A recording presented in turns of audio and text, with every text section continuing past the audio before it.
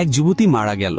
সবাই জানাজা আর দাফনের প্রস্তুতি নিচ্ছে। ঠিক তখনই তার স্বামী চিৎকার করে উঠল, না, আমি তাকে কবর দেব না, আমি তার সাথেই কবরে যাব। লোকেরা অবাক হয়ে তাকিয়ে রইল। সে বলল, আমরা প্রতিশ্রুতি দিয়েছিলাম, একসাথে বাঁচবো, একসাথে মরবো। আমি তার প্রতিটি ইচ্ছা পূরণ করেছি, তাকে কখনো কোনো কিছুর জন্য না বলিনি। শেষমেশ সবাই বাধ্য হলো দুজনকেই একসাথে কবর দিতে।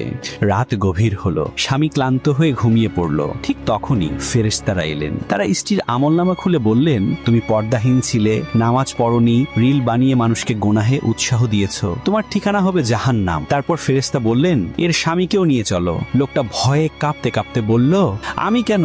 আমি তো কিছুই করিনি। ফেরেশতা গর্জে উঠলেন, তুমি কেন তাকে থামাওনি? কেন বলনি এটা হারাম? কেন তাকে কখনো নামাজে ডাকোনি? সাথে সাথেই ফেরেশতা তার হাত ধরলেন, আর সে এত জোরে চিৎকার করে উঠল যে বাইরে থাকা আত্মীয়রা ভয় পেয়ে গেল। তারা দৌড়ে এসে কবর খুলল।